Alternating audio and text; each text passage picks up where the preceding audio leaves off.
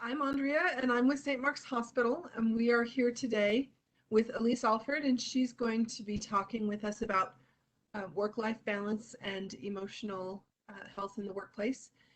And I'm going to let her tell you a little bit about herself when she gets started. If you have questions during the presentation, please put them in the chat, and we will pass them on if it is in the moment, if it is appropriate, and at the end if it's not. So just let me know if you have a question, just go ahead and put it in the chat. So I'm going to go ahead and let Elise take over and give her presentation. Thank you, Elise, and welcome. Awesome. Okay, thank you guys so much. And please send in chats. I love to have conversations with you guys and talk to you about like specifically what your needs are.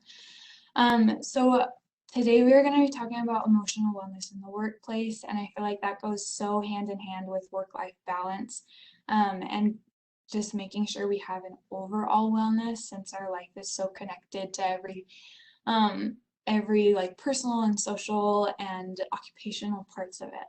So we'll dive into it. So I want to first start by looking at this analogy. So with our first analogy, we have got 7 pillars here, and these 7 pillars are all different aspects and parts of our life. And so as we see in this image, they are all perfectly balanced. And when they are all balanced, meaning that our time and energy is spent relatively evenly throughout them, that makes this roof or this house part of our presentation or of our house fully sturdy, right? It gives us kind of like that structure and that balance that we're looking for. Whereas when our time and our energy is spread all kind of wonky throughout it, it can make our house feel really unstable and feel like we are lacking structure in our life. And so when we're feeling unstable and unbalanced, it really makes a big difference about our wellness and how we feel and thrive emotionally throughout our whole life. So today I really want to take a holistic view into looking at how we can find balance in our life and how that translates to wellness in every sphere. So before we jump into that, one other thing I would like to say too is with everything that I'm talking about, I'm going to be giving a lot of tricks and thoughts on how to like improve and change our perspective and how we practice some of our time in all of these different areas.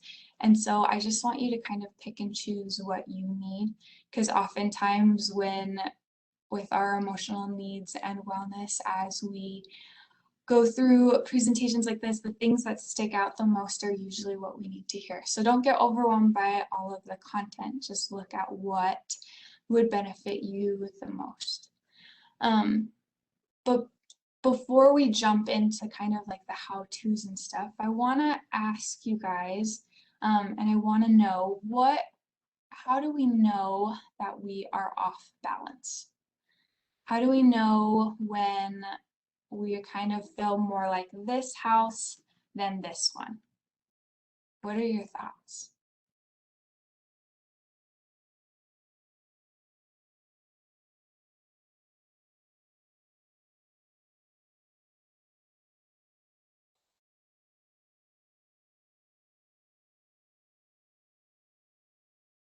Comments in the chat include, I get teary or anxious, stressed, I feel tired all the time, I can't sleep well, and I'm short-tempered, I get irritable, I'm overwhelmed. Absolutely. Yeah. Yeah, I'm seeing some more too. Anxious, stomach hurts, not happy. Good. Those are some good ones, guys. And we'll go over all of them. So I love what you've said. Some additional ones include difficulties focusing, right? Maybe we are really struggling to keep our attention on the tasks that used to engage us, right? Maybe our attention seems to be spread all over, or we can only focus on one or two things, right? The kind of like a rumination where a thought just continues to circle and stay with us, even though we're on different topics.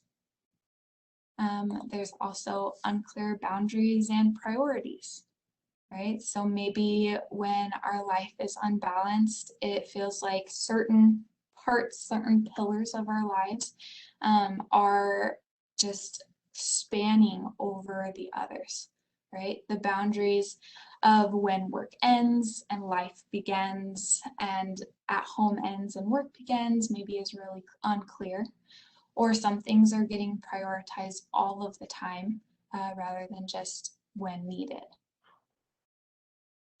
Excessive time put into one pillar, right? Maybe we notice all of our time, our thoughts, and our energy is channeled into one or two of these pillars when we'd like for our own wellness to spread it out throughout many pillars. Difficulty letting go of perfectionism. So we saw a couple of comments that kind of link to this, right? Feeling really anxious, maybe feeling like our stomach hurts. Maybe we struggle with allowing ourselves to do or trusting ourselves to do the job that we've either trained for or worked with, right? We're kind of stuck on this thought or have a lot of anxiety around how we're performing because we're having a hard time letting go of that perfectionism.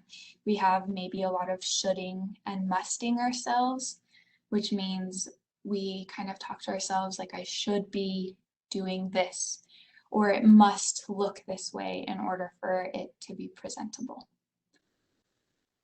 And then in the absolute opposite realm, we have apathy, where maybe we have lost interest completely, right? We're struggling to find that purpose or the drive or the interest that we used to have with these things.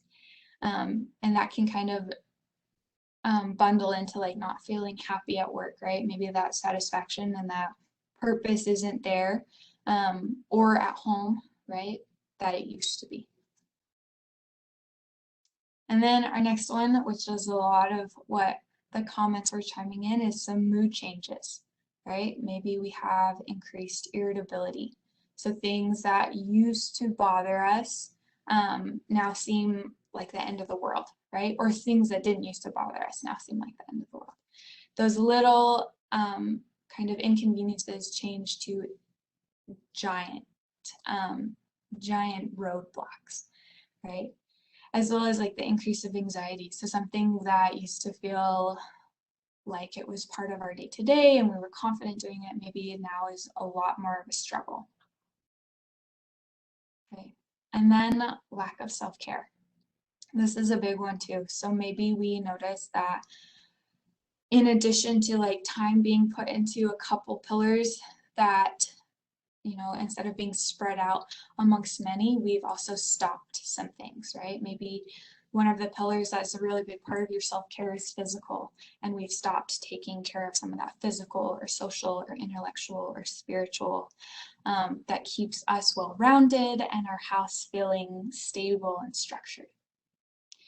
So taking a look at like how we can know that our life is off balance is definitely the first step, right? The first step to finding wellness in these different realms of our lives.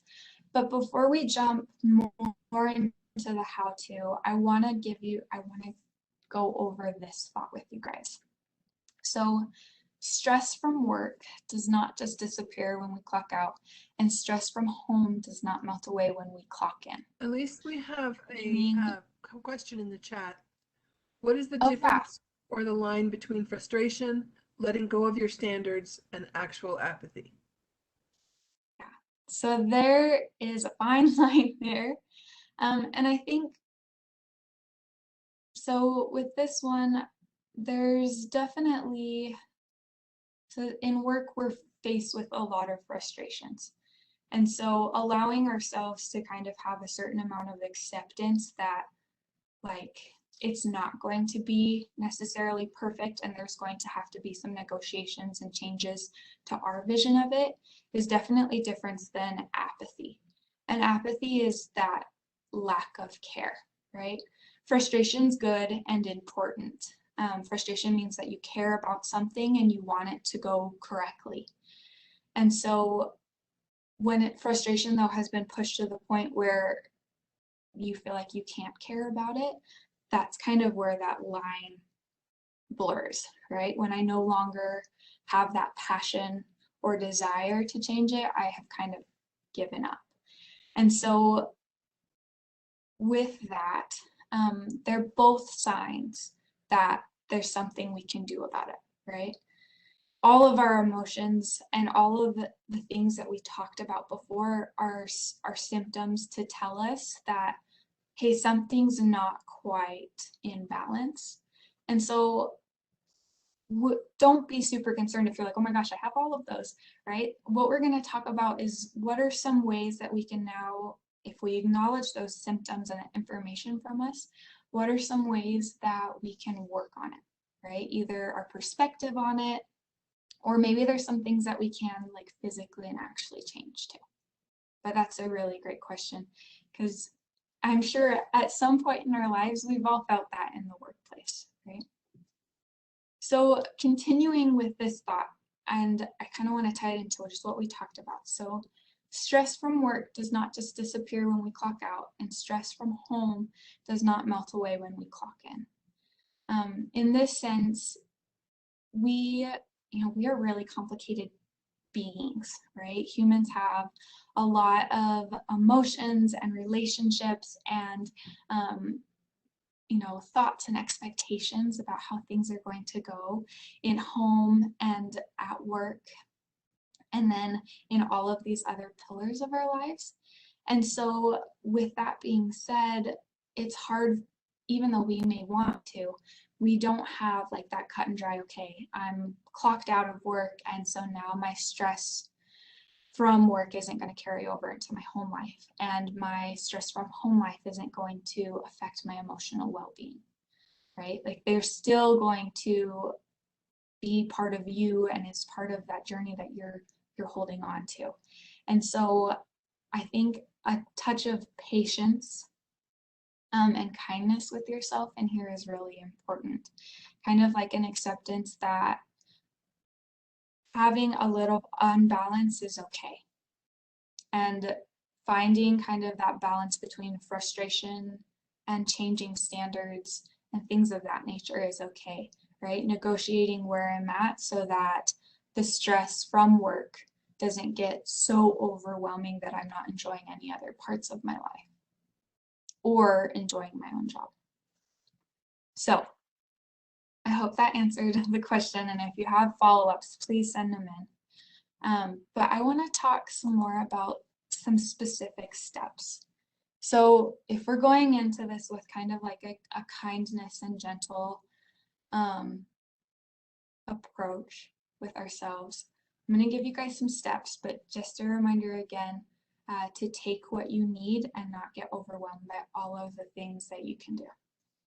So we're going to talk about becoming aware of your stress, finding some healthy responses, setting intentions, practicing acceptance, and asking for help. So our first step is becoming aware of your stress.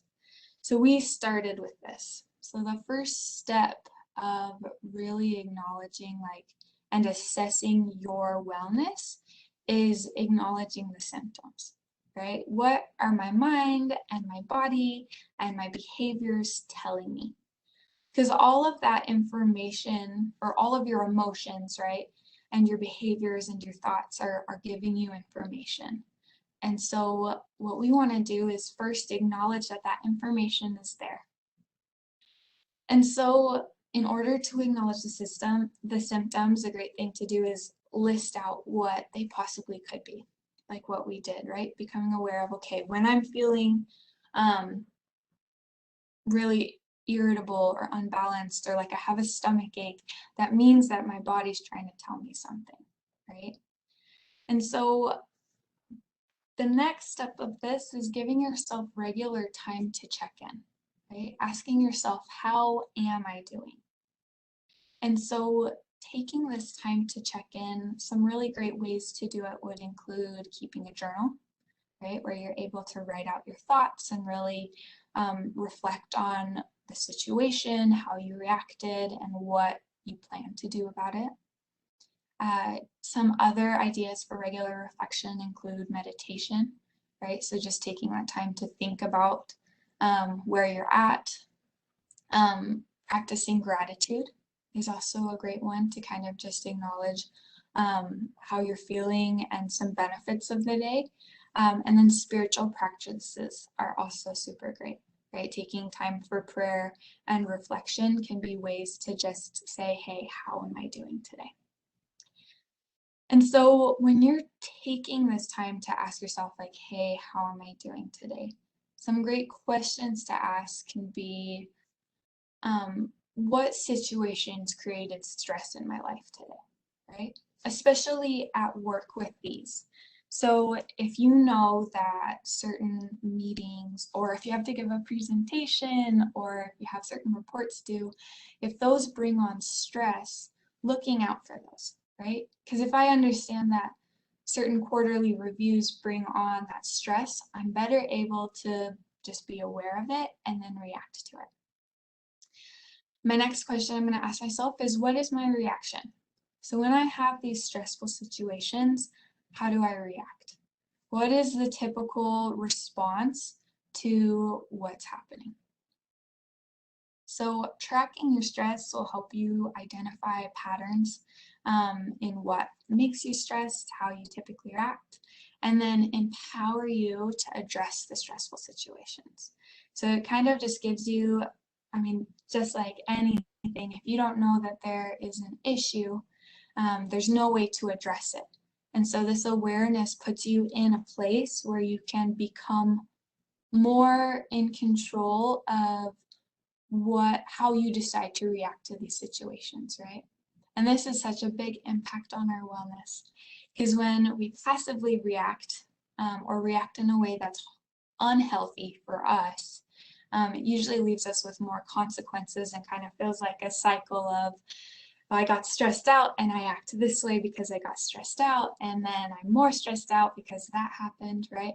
And so this kind of gives us that in to notice, okay, I'm feeling my body, my mind, my behaviors are telling me I'm stressed out. So now I'm in a place to do something about it.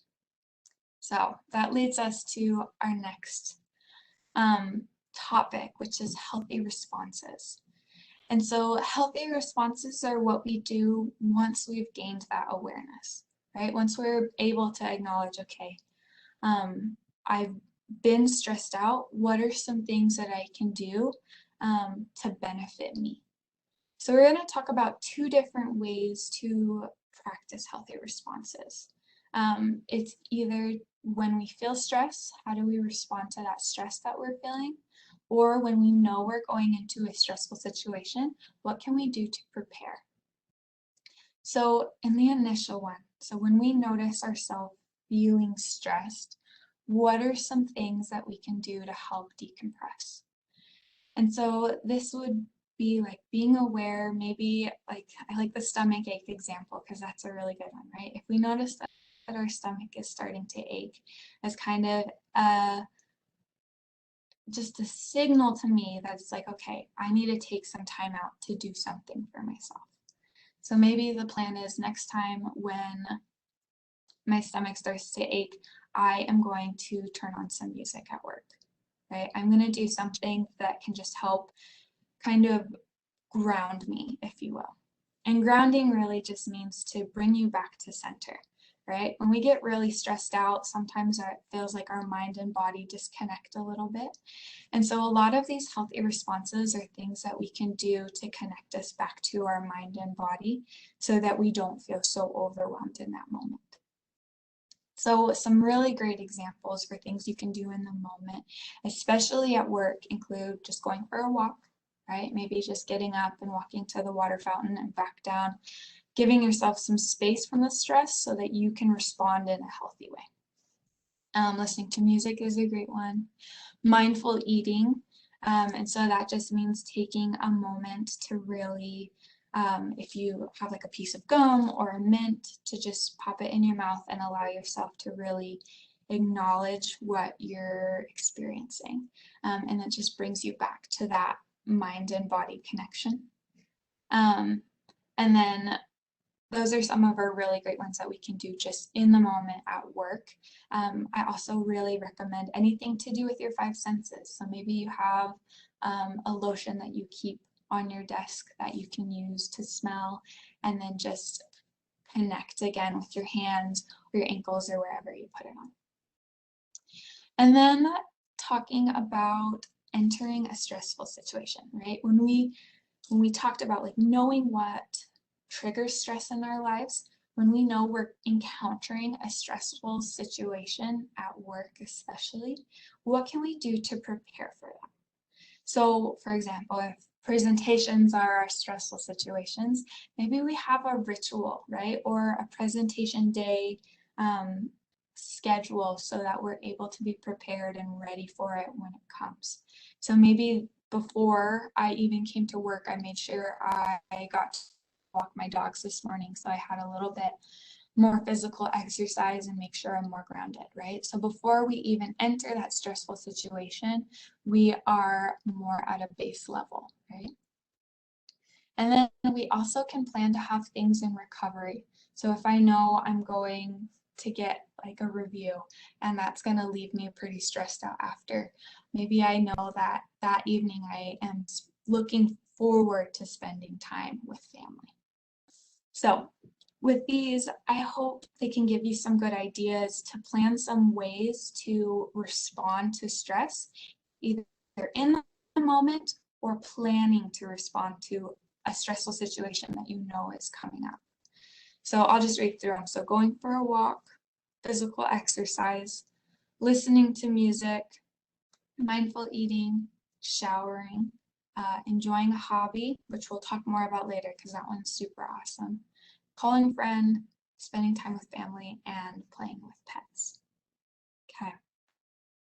And I'd love to hear in the chat, what are some healthy responses that you guys can do, especially at work? Because if we see some good ones, it's always good to give ideas for everyone. One that I've seen in the chat is to make an out-of-town trip because seeing different scenery can help clear the stress. Absolutely. That's a great one. I'm going to say hiking, that awesome one, right? Getting into nature, connecting again with your mind and body. Nice.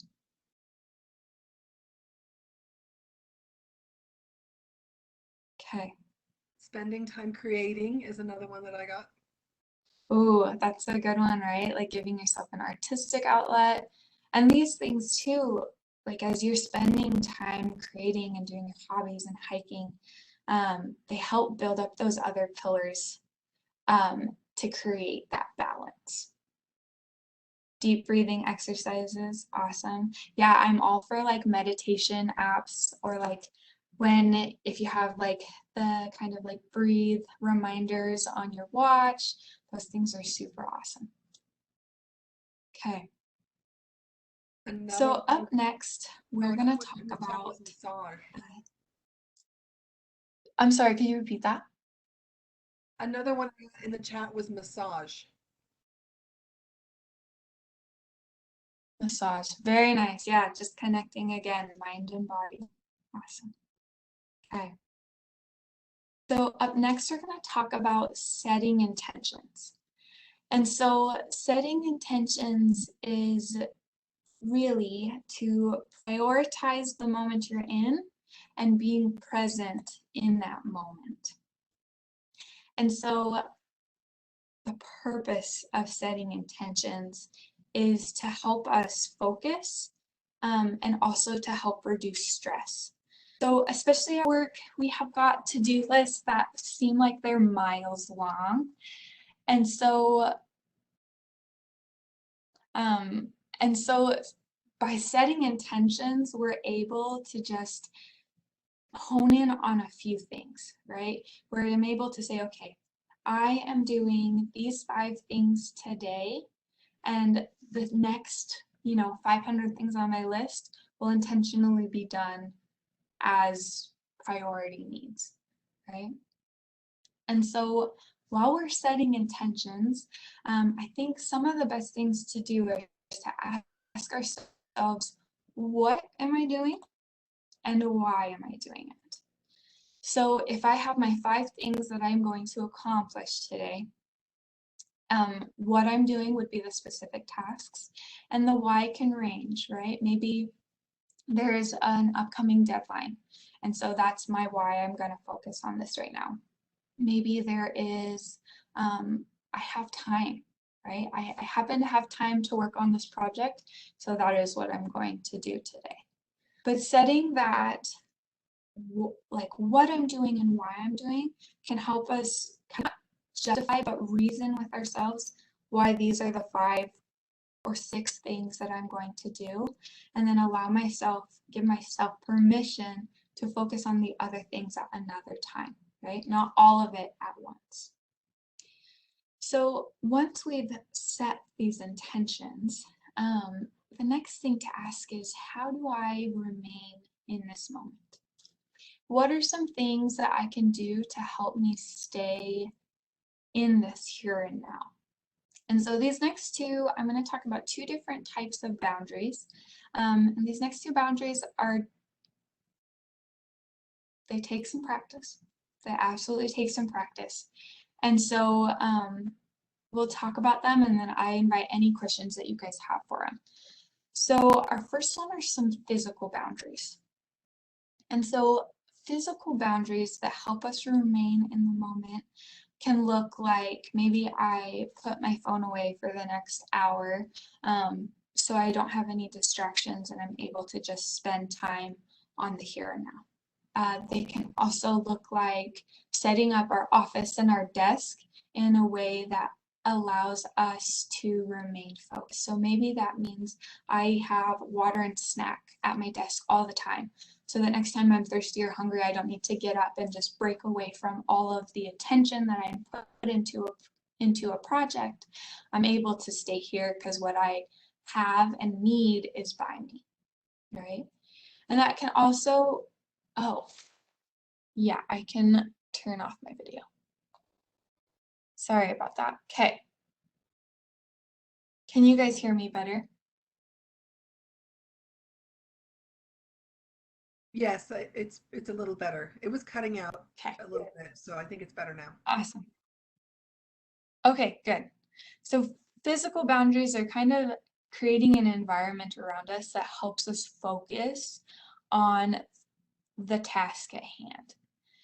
And so this overall ties into the emotional wellness, because some things that are super stressful about work and all of these other aspects of our lives is that we feel like we get pulled in so many different directions. And so if I'm able to create a space where I feel like I have everything that I need to complete the task and the intention that I've set, it helps me better focus and spend that moment in the moment. Okay, and then our next one is mental boundaries. And so mental boundaries are really creating the time and space to focus on certain things. And so I'm going to give you guys 3 different ideas for some mental boundaries that you can try. So the first one is visualization. And so visualization is a mental boundary where we put all of the issues for one thing. We visualize putting all of the issues for one task, or maybe we put all the issues for work in a jar, and we put the lid on it, and we put that jar in a shelf in our mind. And so this is kind of just giving ourselves permission to say, hey, I'm keeping all of my thoughts together. They are in a jar, and I will remember them, but I'm putting them aside for now. This is not the time and place for me to open up this jar and get into it, but I will take it off the shelf as needed. And so with this one, it can be a really great way to kind of just visualize and remind myself that everything's all in one place and I will still have it, but I will put it away for now, right? This can also be done with like a physical list. If you feel like you need to just write down all your to-dos, keep it in that physical list, and then give yourself permission to focus on something else until you bring that list out again. Another mental boundary is labeling. And so labeling, this one is super awesome for keeping kind of like work and then our other stressors out of the mix, because I think it's super easy for work thoughts to come and stress us out at home, home thoughts to come and stress us out at work. And so labeling just empowers us to say, okay, if I'm at home and I am trying to enjoy, a movie with the family or whatever it may be, and work stress just keeps coming in, I label the thought and I say, okay, I'm having a thought about work stress. Rather than getting into that issue or the problem, I'm just reminding myself, okay, I'm just having a thought about this right now. Same with at work, right? If I'm trying to focus on specific projects or other things in general, and I have an intrusive thought about a stressor at home that keeps bothering me, say, okay, I'm having a thought about this stressor, right? Sometimes just labeling it gives us permission to say, okay, I've acknowledged that thought and I don't have to open it up right now. So it's a tricky one, definitely takes some practice, but it can often be liberating to just label, acknowledge, and let that thought continue on. And then our third one that we're going to talk about is rituals. So setting rituals with our mental boundaries can help us create good distinctions between either projects or home and work and carrying things over stress-wise there. And so a ritual could include, maybe there's something that signifies work to you. So maybe you have a vest or a badge or a hard hat or something of that nature, and you keep finding that all the stress from work travel follows you, right? So I want you to attach the stress to that object, right? And kind of allow yourself to have an end of day ritual where you've attached it to this, and once you take that badge off or whatever it may be, you're giving yourself permission to say, okay, I'm leaving it with this badge, and when I put the badge back on tomorrow, that's when I will pick it back up again. And so these sorts of boundaries are so important for wellness at work, because if we're bringing our stressors with us everywhere, we don't get time to recover. We don't get that time to be in the moment, especially those moments really care for our life balance. And so practicing being in the moment at work and out of work overall improves our mental health and well-being. Okay, do you guys have any questions about the physical or mental boundaries?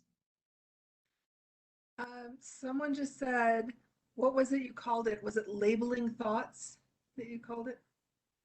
Yeah, yes. So I had three. So I have labeling thoughts, which is just kind of saying, okay, that I'm having a work thought right now. I'm having a thought about this project right now.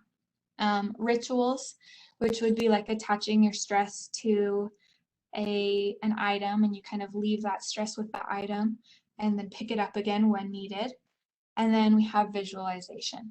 And so visualization is the kind of putting everything in a jar and picking it back up again. So awesome. Great, thank you. Any other thoughts or questions on it? Okay. Okay. So I want to talk a little bit more about this state. So this state is a place where we are able to really be in the moment. So this is called flow, and flow is a place where our challenges and our skills meet.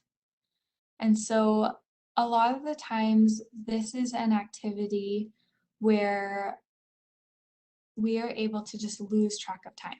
So I want to ask you guys, what is an activity that you guys have where you're able to just lose track of time?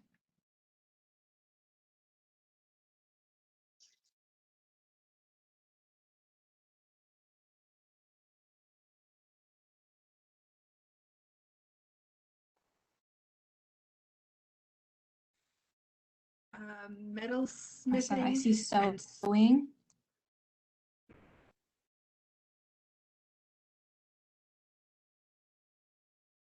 Metalsmithing and what? sewing.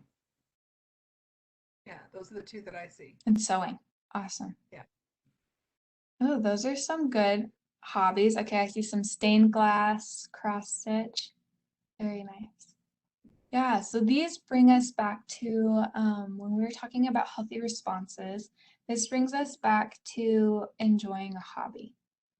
And so enjoying a hobby usually puts us in these flow states. And this flow state, basically the formula to get into this state, is where our challenge meets our skill level. And so it's so important to have these sorts of activities in our free time, because these are activities where we are doing something intrinsically. We're doing something for the sake of doing it, and creating that sort of break and challenge in our lives overall rounds out our wellness, right? If our mind is constantly bombarded by stress and thoughts from work and whatnot, we're not giving ourselves that opportunity to relax and recover.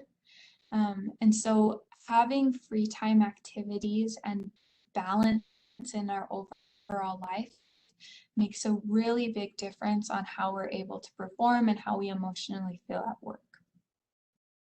Another, I'm seeing a lot of other good ones. Journaling, time in nature, painting, reading, and gardening. It's very nice.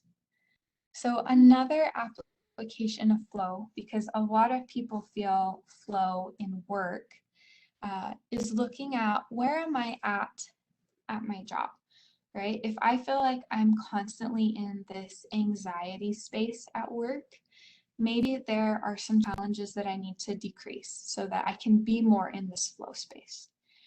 Or maybe there's some skills that I need to increase so I can be more in this flow space, right? And same with the boredom realm. If we are in boredom all the time at work, how can we increase the challenge?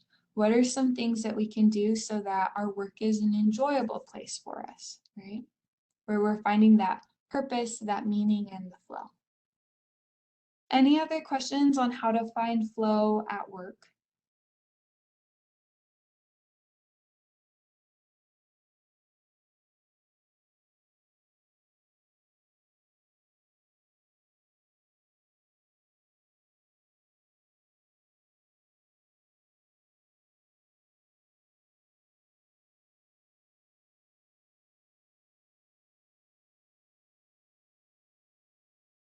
Organizing and to-do lists, definitely, right?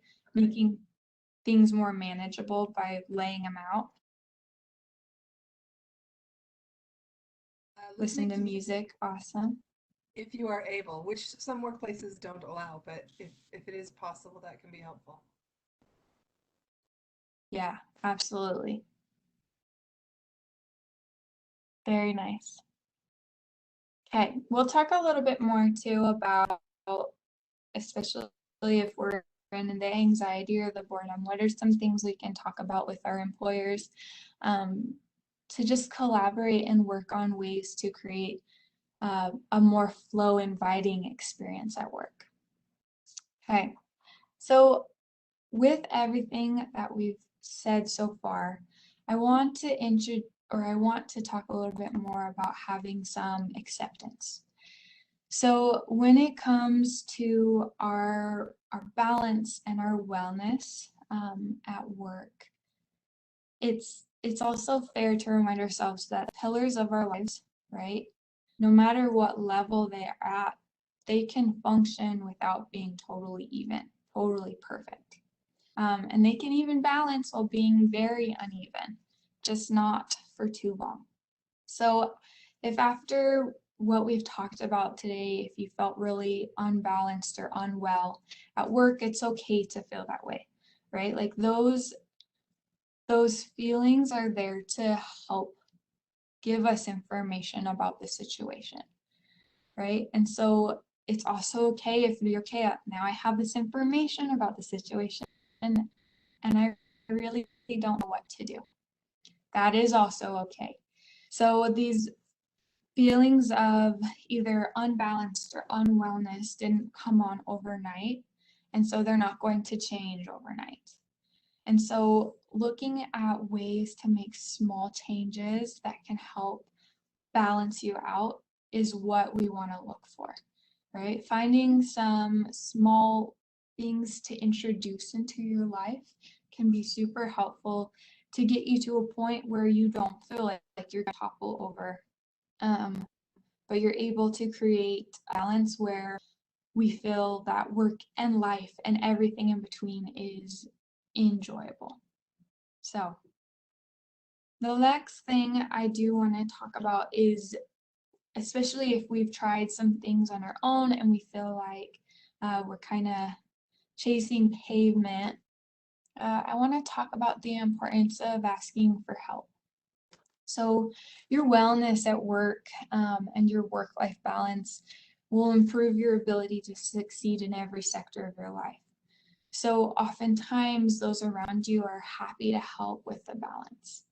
I want to look at, as you're asking for help, look at it as a collaboration, right? Employers want you to succeed, and in order to succeed, we have to find a sense of well-being at work.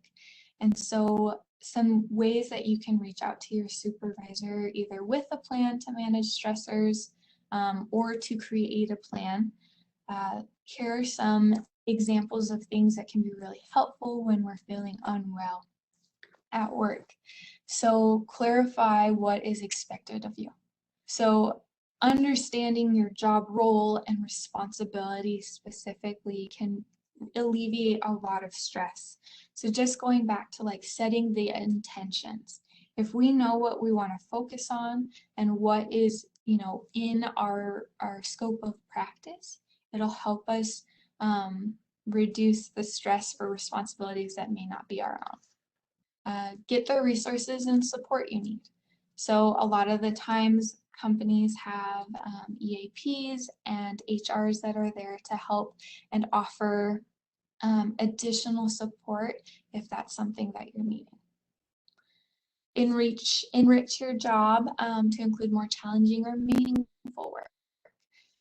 And so this goes back to that flow concept of if we're stuck in the boredom or the anxiety sector, what is it that we can do to change that level so that we are finding ourselves more in that flow space, a more enjoyable and exciting and purposeful space at work.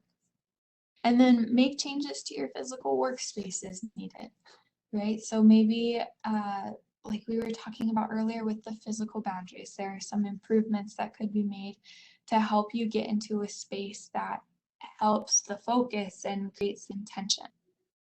Okay. Any other questions or thoughts about some ways we can ask for help at work?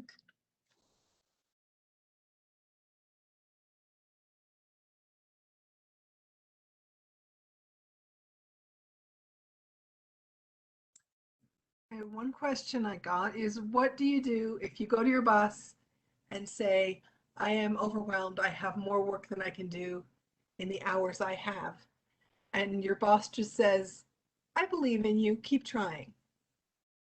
Okay, that's super fair, right? So um, ask for new assignments is a good one too. So I think with a lot of these, it's looking at the presentation and then also understanding like what your company has to offer. And so if there's right, if I've presented and maybe I've listed out everything that I've done and kind of done like a time range on it, and I'm still not getting the feedback that I needed, or the support that I needed. I think it's also looking at like what are the resources that my company has and ways that I can set boundaries within it. But it's a tricky one. And I've got some more people come and like utilize EAP services, talk to HR, ask for new assignments. But these are really tricky things, right? Because work is stressful and we want it to be something where we feel well in it.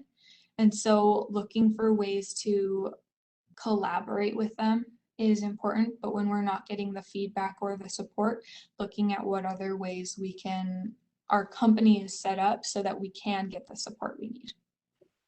I had another question that Definitely. just came to me. Is there help for people who are neuroatypical to help with time management and communication? Awesome. So I don't know specifically what your companies offer. So I would definitely open that up to see like if HR has certain things to work with people who are um, neuroatypical. And with that one too, it's also looking at like what has worked for you in your life, and are there some ways that we can translate it. So a coping skill that I also really like is called comparing. So if you did really well in certain situations, maybe like there was a high school teacher that was really helpful, or if you were really awesome at a certain college or club or something of that nature, like how is that set up and how could I use some of those setups in my work today so that I can succeed. Awesome. That's good. Thank you. Okay.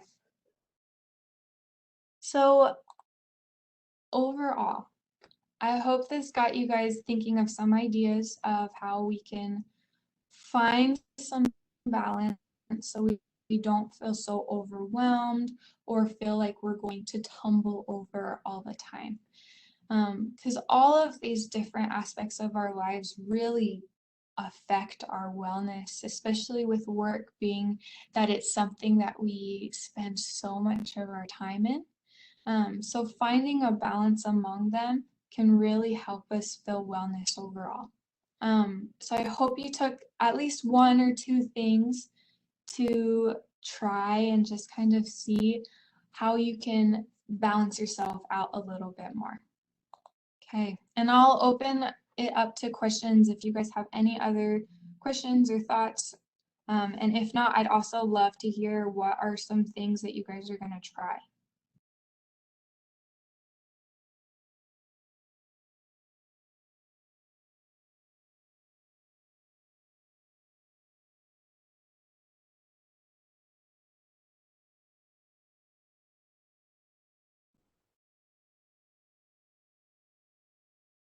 Someone says, certainly we'll be trying the labeling. This has been amazing. Thank you. Someone, Well, I'm glad to hear it. someone else says the ritual, taking off my So the makeup. labeling thing, Go ahead. very nice. I love it. Oh, so labeling, I really love. So I'm a big meditator, and I really love. It's called Headspace, an app, and they kind of just work you through a whole like labeling with your thoughts.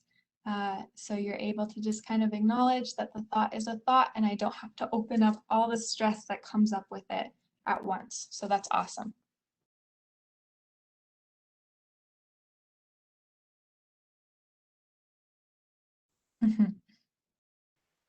Yep, those watches, they've got some good intuition sometimes.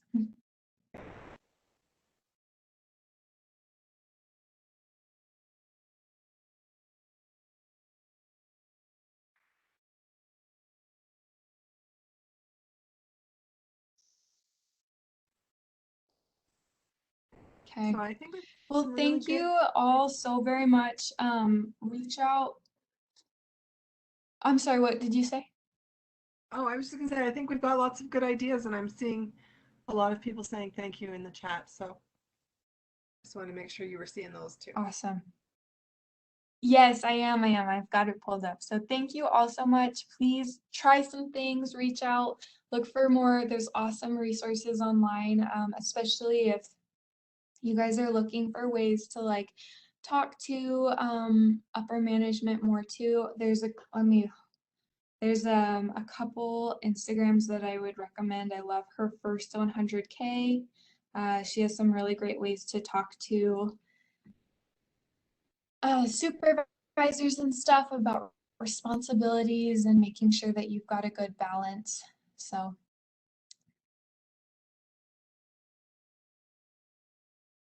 awesome. All right, well, we are about out of time, so I just wanted to thank you for coming, Elise, and thank you everyone else for coming and attending. I know I got some great ideas from this presentation, and I hope you all did too. Thank you. Okay, thank you.